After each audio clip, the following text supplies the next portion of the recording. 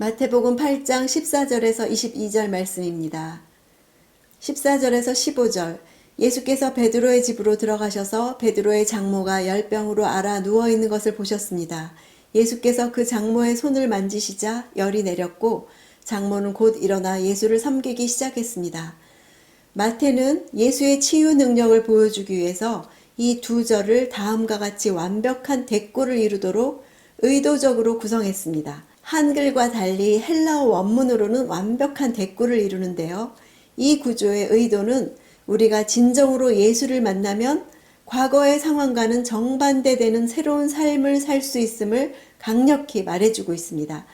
가장 중앙에 예수께서 손을 만지신 것을 놓은 마태의 의도는 병자의 손을 친히 어루만지시는 예수의 사랑을 강조한 것이죠.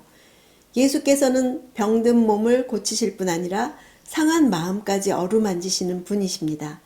내가 마음이 상할 때 누구에게서 위로를 받습니까? 병자의 손을 어루만지시는 예수의 사랑으로 위로받는 것이 완전한 치유가 됩니다. 내 가족이 병든 상태일 때 주님이 우리 가정에 들어오시기를 청합시다. 누워있는 것을 보시고 불쌍히 여기시고 만지시고 치유해 주실 때 주님을 섬기는 자로 변화받을 것을 소망합시다. 16절 날이 저물자 사람들이 예수께 귀신 들린 사람들을 많이 데려왔습니다. 예수께서는 말씀으로 귀신을 쫓아내셨고 아픈 사람들을 모두 고쳐주셨습니다. 많은 사람들이 날이 완전히 저문 후에도 병자들을 데리고 온 이유는 마가복음을 볼 때 바로 전날이 안식일이었기 때문이었습니다. 유대인들은 하루의 끝을 해가 저무는 것을 기준으로 삼았기 때문에 안식일에 치료 행위를 포함한 모든 노동을 금지한 율법을 지키기 위해서 날이 저물기까지 기다렸다가 날이 저문 후에야 비로소 예수께 찾아 나왔던 것입니다. 귀신 들린 사람이 많았다는 것이 그 시대뿐일까요?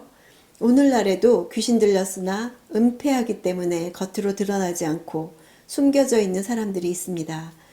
귀신 들렸다는 것은 중독일 수도 있고 폭력일 수도 있고 무기력일 수도 있고 끊을 수 없는 죄일 수도 있습니다. 귀신 들렸다고 죽게 데리고 나온 일은 가정적으로도 드러내기 힘든 일이었을 것입니다. 그러나 내 힘으로 풀 수 없는 귀신 들린 연약함이 우리 가정 안에 있다는 것을 인정하고 주님만이 고칠 수 있다는 것을 믿고 주님의 말씀을 듣게 하는 것이 가장 확실한 치유입니다. 주의 말씀을 들을 때 말씀으로 고쳐주실 것을 소망합시다. 귀신 들림이 수치가 아니라 그 상태로 사는 것이 수치인 것을 알고 주의 말씀을 듣게 하는 인내와 헌신이 치유의 시작입니다. 17절 이는 예언자 이사야를 통해 하신 말씀을 이루시려는 것이었습니다. 그는 몸소 우리 연약함을 담당하셨고 우리의 질병을 짊어지셨다. 마태는 예수님의 치유 행위가 구약의 예언대로 인간의 연약함을 담당하신 메시아로서의 행하심을 드러낸 것입니다. 즉 예수께서 치유 사역을 행하신 일이 단순한 치유 행위가 아니라 예언의 성취임을 밝히고 있죠. 고난받는 종으로 이 땅에 오신 예수 그리스도는 마침내 모든 치유 행위를 완성시키는 십자가의 죽음으로써 모든 인류의 죄와 질고와 고통을 담당하셨습니다. 유대인들이 예수께서 메시아이심을 받아들였다면 그들은 얼마나 많은 것을 누릴 수 있었을까요? 지금 나에게 예수님은 누구십니까? 21절 다른 제자가 말했습니다. 주님, 제가 먼저 가서 아버지의 장례를 치르게 해주십시오.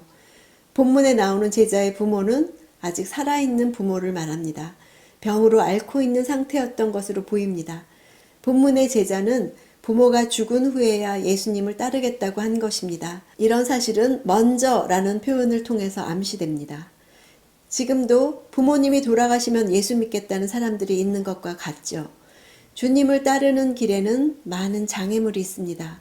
아직 내려놓지 못한 가족의 문제가 있지만 나를 따르라고 하신 것은 이 세상의 결국은 죽음이기 때문에 먼저 생명 얻는 일을 하라고 부르신 것입니다.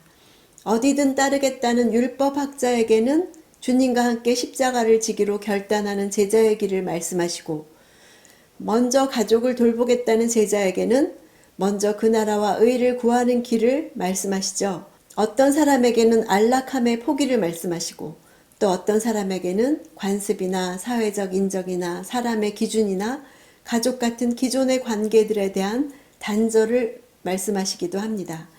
모든 삶의 우선순위들을 재조정하라는 뜻이죠. 절대적 제자도를 요구하시는 예수를 따르는 길은 생명의 길입니다.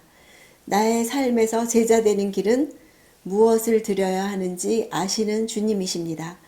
제자됨에 있어서 내가 드리지 못하는 것은 무엇인지 오늘 말씀으로 인해 묵상하는 하루가 되기를 원합니다.